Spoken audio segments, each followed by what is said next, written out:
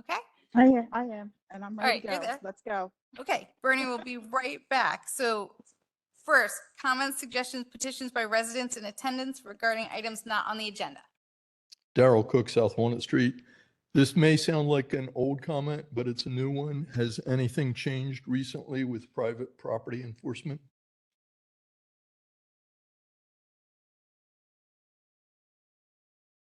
Don't believe so.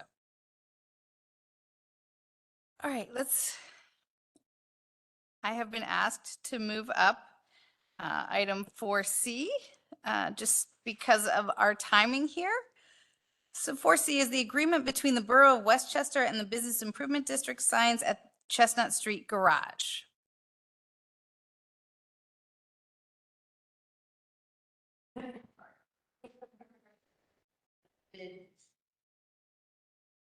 Yeah, this agreement has been kicked around a few times by us and the bid, and we're comfortable with the way it's configured at the moment. So it's good to go. All right. Bernie, I've rearranged things. Okay, so you're good. Lisa, are you good? I am. All right. Good night. Okay, let's get back to order. Discussion items. A is the garage management monthly report.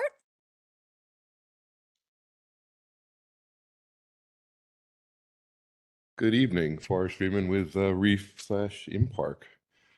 Again, relatively quiet month in the month of April. We currently have 0 parkers on the waiting list. That's in large part due to Westchester University kind of letting out, so we lost some parkers at Bicentennial, but we'll be picking those back up. We have taken the opportunity to do some spring cleaning type things, replacing the flooring in Bicentennial Garage because it's getting worn, repainting some bollards, just typical things as we get into this time of year. Number wise, again, a bit behind budget, but overall versus last year, we're still up. If you look year to date versus last year, we're about 5% up. This month, we're about 1.5% up.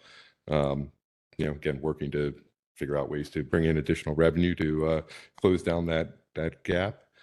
From a graph perspective, numbers look a little bit, on a day-to-day basis. It has to do with the days in the month. So the tickets and everything else kind of drops a little bit because April has slightly less business days than March had. Starting to get So, that's kind of one of the things that we're taking a look at. But overall, again, things are working well. I will say that the elevator in Chestnut Street was working fine until I asked about it today or yesterday. It's back again. It's working fine again. It was just one of those things that I asked about it and then it decided to do something. But since the rain issues and things of like that nature, it's been working fine. So it was just a little glitch and it's back on going well. The elevator. Mhm. Hopefully it's not electronics in the elevator because we paid a fortune to have those things encased in rubber and plastic or Yes. whatever it is. And if it is, there should be a warranty coverage for that, you would think. Yes. I agreed. There was a lot of money put into the elevators. The back elevator was the one that wasn't, there was money put into it, but not nearly as much. The front two were basically totally refurbished and everything else. Like I say, we're keeping a close eye on it. It had something to do with, it was more of a power surge. I don't even think it had to do with the rain or anything. It was just, and everything seems to have been fine ever since we got it back online. So I think it was more of a glitch for that particular instance. And like I say, we're keeping a close eye on it. Yeah, the solar panels on the roof. Mhm. What benefit is the garage actually gaining from those solar panels? Do you know? Excellent question. I can find out. Are we powering the whole building with the solar panels? That was probably my question. My real question. It's a great question. But I would actually say No? we don't pay the electricity. So Generates about a 7 to 10 home equivalent of electricity during the year. So what 7 to 10 homes generate? What is that? 14,000 kilowatt hours times 7. It's tied into the grid, so there's no meter spinning downstairs when the sun shines. It's tied into the grid and it's net metered, and we could, I don't know off the top of my head how much revenue it's generating. I didn't know, at the end of the month or whatever the quarters are, they do reverse engineering of it. We pay a little amount or a lot of amount based on the generation. I don't know whether it's benefiting us or not benefiting us, having them on the roof. That's, Yeah, it's a good question. I don't know the net, I don't know the energy budget of Chestnut Garage. You're talking about lighting, right? yeah, And- it's lighting and it's, the gate going up and down and Yeah, I mean, predominantly lighting, right? I mean, that's, I mean, it's a large garage. The power that the equipment's taking is pretty nominal. so I just didn't know whether we were making money or losing money. That's all. So. I mean, I can do some research on it and figure what, we can find from comparable situations and see what, try to get some details and at least give you a ballpark. Project for the sustainability director. Give him something to do. Fair enough. All right. Thank you. Thank you very much. Thank you. And the director's report. Oh, had a couple of items. We are hiring a daytime parking officer. John and I have been interviewing this week. Popular job, so lots of great candidates. Working on an onboarding policy and procedure manual for the parking officers. Training has been fun. We're wrapping up, I think we wrapped up the demos. We did 5 demos with different companies for the capital improvement for the entry exit systems at the garages. I did want to hear from parking committee. There's quite a large price difference in cashless versus cash accepting equipment, about $30,000 difference. Knowing the way of the future and that cash seems to be phasing out. And I did just attend I was lucky to attend the PPA conference last week, and I talked to a bunch of other municipalities that managed garages. Many are going cashless.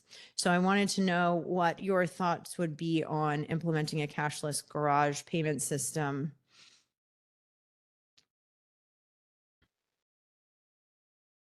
I'm okay with it. The stadiums are cashless. Mm. And you just can't pay cash to get into Wells Fargo or the Phillies or. Yeah. It's credit card and you're through and you're done. Yep. We should probably, I'm okay with the cashless. Hmm. But for the people that come up to that gate, Hmm. and don't know, Right. we should have a money-making Like, ADM machine or like a whatever. backwards ATM. Yeah, that too.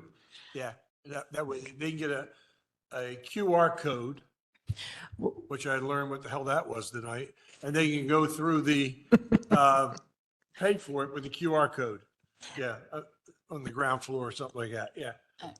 If we do go this route, which I appreciate the input, I think it would, I would like to start publicizing that and all subliminally kind of focusing on that system sooner than later, even before we implement it. There is also the opportunity. All of the systems that we looked at were really interesting, really high tech. I know you like the high tech. And it was, we had Sean, Bill Mann, Nick Fink, and Jeff were all from IT, were all involved in it. So we all looked at different opportunities. My biggest concerns were about accessibility. If we do need to, we could do a voucher system here where somebody could come pay cash at the office during Borough Hall hours and use that QR code later to leave the garage. But it was really nice to see that we can really work with the businesses in town to work on validation codes, getting Uptown Theater to be able to print on tickets. So all of the systems that we looked at did have those bells and whistles, which I was excited about. Excites me. Hmm. Cash does not. So I would appreciate if you keep moving in that direction. Yeah. So we'll bring back a final, after we score it, we'll bring back a final 1 or 2 for for you all. I'm still mapping out the ordinances, and then confirming on foot what's out there. We're revising chapter 77 to update the permitting process for residents. I was talking to Sean and I wanted to hear how you would feel. The ordinance doesn't spell out the length of time, only that it's an annual permit. This August 31st deadline that creates the craziness in the office. What I'd like to start doing is to offer and figure out a way to roll it out, but to start sooner than later, offer homeowner residents a 2-year permit. And it would just be from the date that you apply for it. So 2 years, so there would be no more deadline and no more wave of people here to streamline it. And we could open that up online sooner than later. So I wanted to hear your thoughts on that. Would you send out reminders Mhm. when we were running out of time?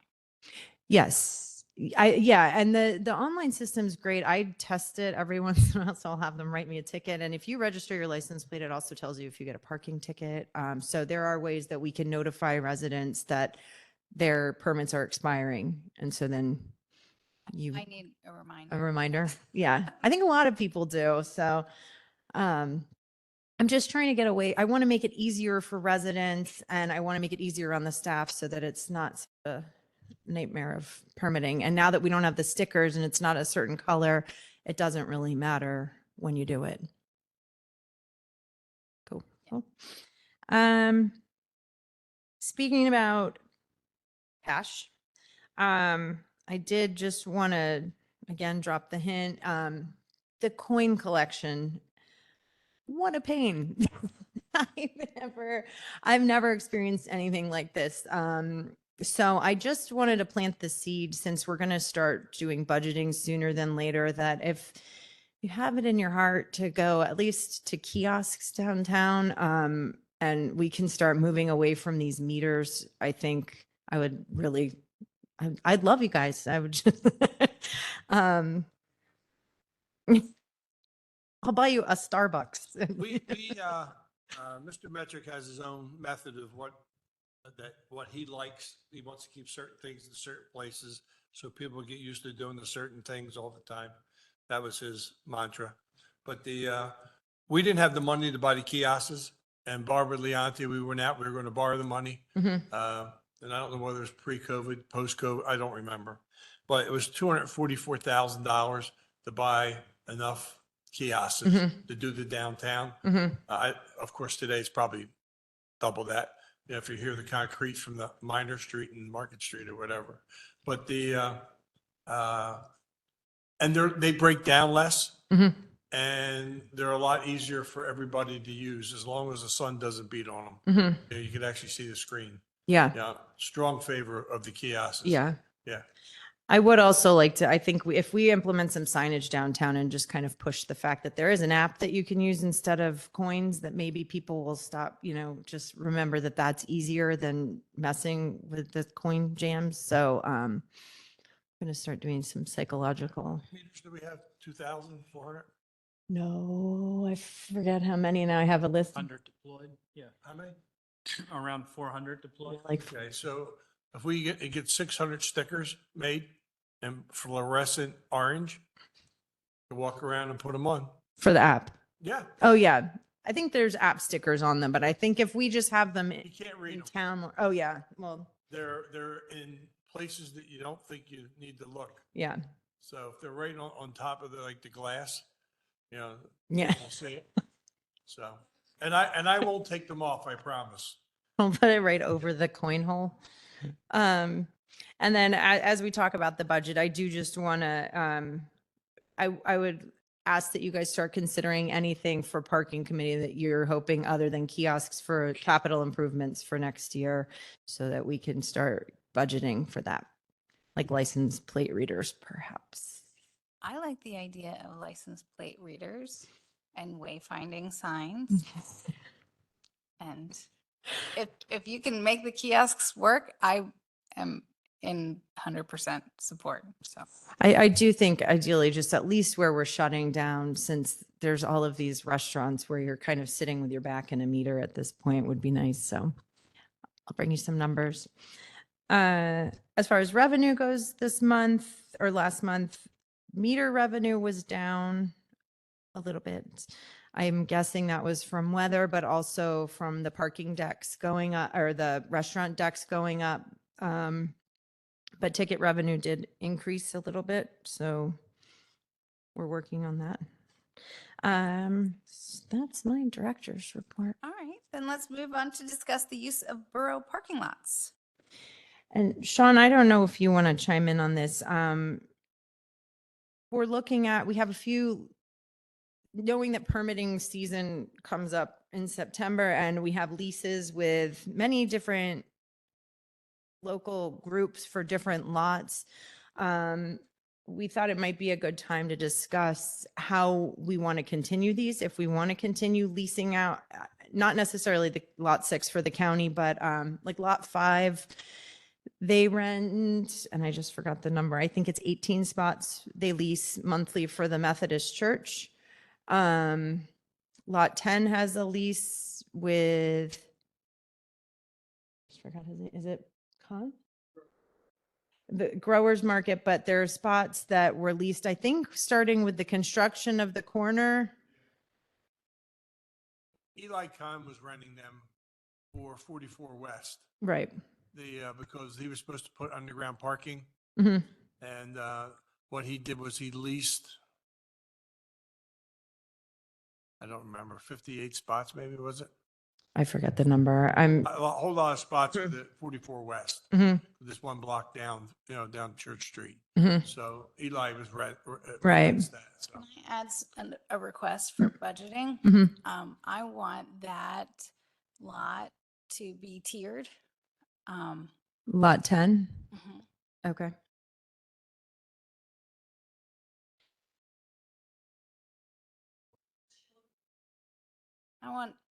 I want it stacked. And you can rent a whole floor to Eli Khan and And still be okay. be okay. Um, The other floor can go to Uptown and then put a third one in.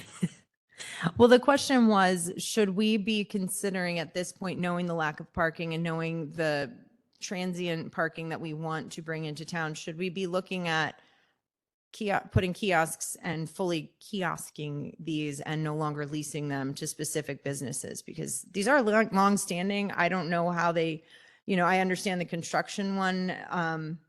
But at this point, should there be a lottery? Should there be permits? Do we want to just continue how we've been doing it? Sean, do you have any thoughts? Normally does these things, are we getting complaints? That's normally is the driving force of whether we change anything. I hear complaints about Lot 10 regularly from just normal people being like, what's with this lot? So that's in the 7th Ward. Wow. Yeah, I'm friends with people. All that's different okay. wards. Lisa, you hear that? Be careful. I did mean, hear that. lot 10, that is right near town. I know we have a garage near there, but to tie it up for some of those businesses that are right there that could use that for transient parking seems like you could probably do better doing kiosk parking there.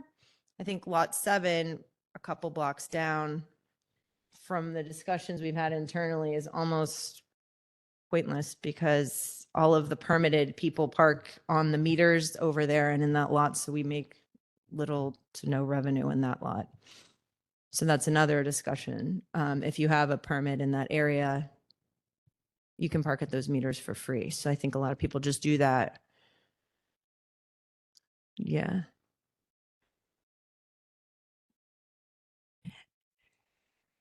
How about I plant this seed? I was working on a report to give you more definitive information on this, but I just wanted to note these so we can talk about how we're doing it as a whole.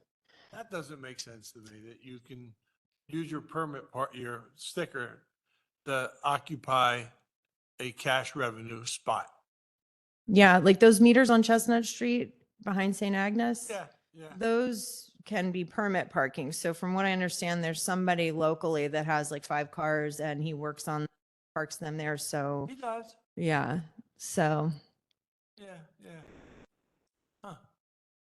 That As doesn't a make any sense. child, I Yeah. lived on the 300 Oh, that block doesn't of make any sense. Darlington. And I mean, it's awful. Yeah. To park there. yeah. It gets like violent. So we got to be really careful Right. about how we treat that. But we got to be really careful and treat it right. Yeah. And if we're giving up Revenue. revenue, that's odd. But it is a sort of residential area. Mm. It has, that, what is this really being used for? Right. I don't know. Okay. Be careful. Okay. I don't know. Okay. Did you have anything you So wanted you're to add? 10 and then, You're okay.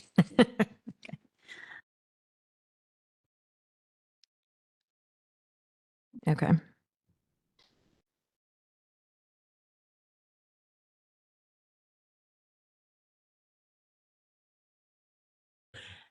okay, sorry. I'm thinking about Chestnut Street. This, we're going to discuss the Price Street residential parking. Okay. This is where I live now. And Price Street is a concern because of the way people use Price Street. There is no one parked on the 500 block. There is little to no one parked on the 400 block and very few cars on the 300 block. The 300 block has many driveways. And although I've tried to twist a number of people's arms, it doesn't sound like a great idea to lift the permit parking just blindly on the 300 block. The 400 block, I don't expect things to change. So I would like to lift the permit parking on the 400 block and see what happens. If anyone anywhere has suggestions of how we can get cars parked on the 300 block and still make the driveways work, please help me. Because having cars parked on that street would slow the traffic down significantly. And like, we know that. No one parks on the 500 block because you're way out in the boonies and nobody's walking that far and nobody walks across Price Street anyway. So it doesn't even have permit parking. Somebody walks on there. What I did this morning, that I dropped my car off to get fixed, and the one lady doesn't have sidewalk. She has chipped wood, which I liked. I thought it was pretty unique. More importantly, Price Street rarely gets on a regular basis cleaned.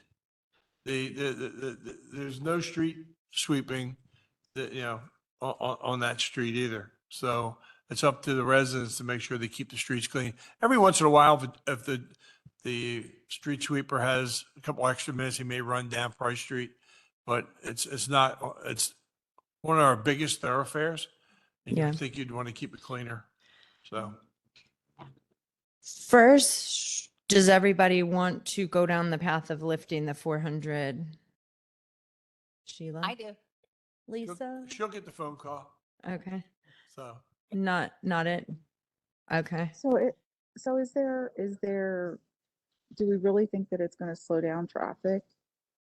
Do we have any statistics that say, or data that says it slows down the traffic? I know that's the end goal. I just want to make sure that this step is something that's going to do that. Do you guys know?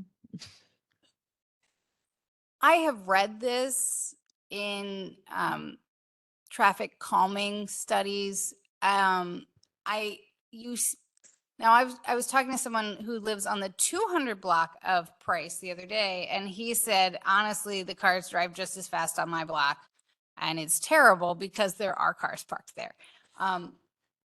I don't necessarily think it's true. I think they do slow down a bit there because you just kind of have to. It's not as good as Stripless where you just can't pass the other car without completely stopping. But it creates a barrier. There's sort of if the car is parked there along the 400 block, which my concern is that we're going to lift the permit and still nobody's going to park there. But if the cars are parked there, there's a barrier between the traffic and the properties, which is one concern right now. There's a noise issue there, and it's because there's just nothing on the street. It's completely wide open. You can fly down that street, you can blow through stop signs. It doesn't matter. You can do it because there is nobody parked there. If you put the cars there, it's distracting for the drivers. They have, especially when they're only periodically there. I believe it will significantly alter the experience on Price Street and therefore slow some of the traffic down. The And only does that, concern, I'm I'm so- sorry, Lisa, I'm go ahead. sorry, Go ahead, I'm Lisa. go sorry, ahead. Mr. Flynn. Does that, I know it's a couple of blocks away from the apartments that are going up, but will that create free parking? Is that what we're trying to do? If the people who are going to live on the Burger King property are going to park all the way down here, I will be impressed. Okay. Yeah, my thought would be, once, you ever drop a little piece of sugar and all these ants show up? How are you going to be able to handle your residents with all the college kids parking there? So that's I going to wanna see it happen. really tick them off. I want to see it happen because you can park on Wayne right now. And there are some college kids, a couple. It's primarily contractors. Well, the guy that lived on the corner of Wayne and Price came here one night and he went nuts because the college kids were parked on Wayne Street going down towards, I guess that's Nields or Everhart down that way. But he was crazy that one night because all the college kids were parking there. Hey, it's your word.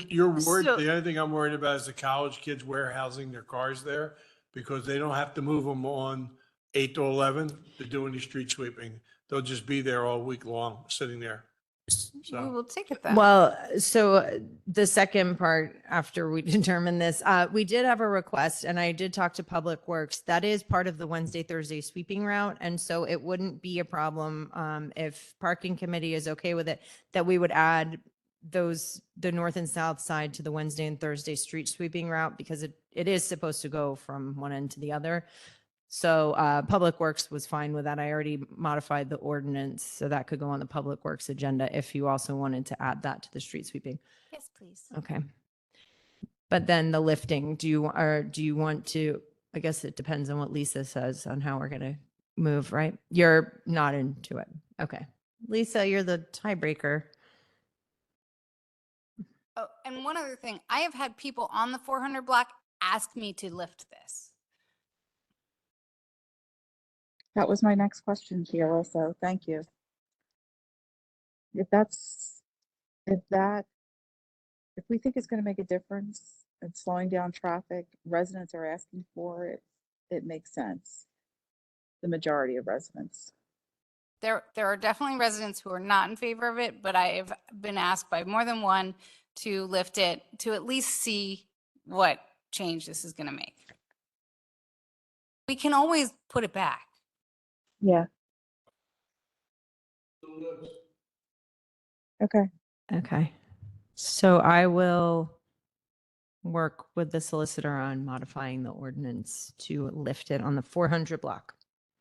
Okay. Good. Okay, I'm going to move on to the action items. A is authorize the solicitor to amend Chapter 77 to exclude multi-unit properties from the residential permit parking program and schedule a public hearing date. So this was discussed at the last meeting. This is just the actual verbiage in the Kristen and I worked out for Chapter 77. So it would include a similar to the Washington Square. It would say any mixed use development that is constructed on the property identified as 410 South High Street Chester County Tax Parcel Number 1-9-1030 shall also be excluded from eligibility for permits and guest passes as contained herein. Everybody good with that verbiage? Okay. Sign in the lobby, park in the 400 block. We'll put that there. Please do. All right. B is authorize the solicitor to amend chapter 10439 regarding oversized vehicles at borough lots and land and schedule a public hearing date. So this was the discussion regarding stemming from Hoops Park, which here it is. So it would just include in 104-39 to include the verbiage borough-owned land or parking lot. And then it would update the violations and penalties to impose a $75 fine with a $65 if you pay within 14 days. Good? Okay. What do you all want? June or August? June is, You want to do June? Do we have other stuff for June? Okay, okay. okay. We did C already. I'm going to move on to D. Consider approval of Johnson Controls Fire Protection Service Agreement. This is, I believe this is our current fire controls company. I've worked with them before. This is just the annual service agreement starting in June. So this would cover our extinguishers and programmable fire alarm systems. And it's the servicing of, so it looks like it is, I don't have a total. It's 654 for fire alarm essentials, 645 for sprinklers, 1635 for extinguishers for Chestnut Street Garage. Am I missing anything? That's it, right? Sorry, a total of $2,934. Know if this was in line with previous agreements. I don't think it's much of an increase, but I don't know the number. Do you know if it was an increase from last year? Sorry, I should know that.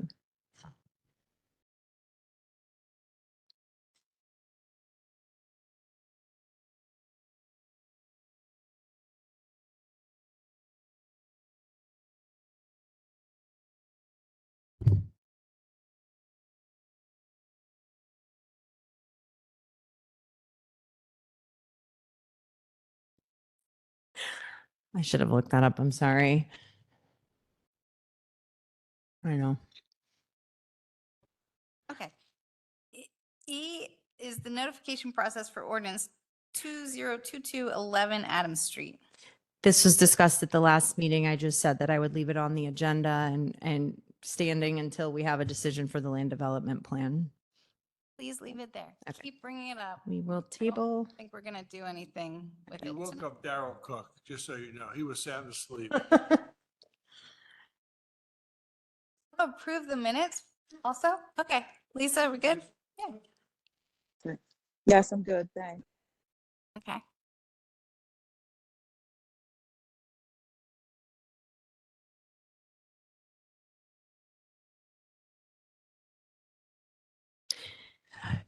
Do we want to consider approving pending it's not more than a 5% increase from last year? Okay. Then I'll, okay. Thank you.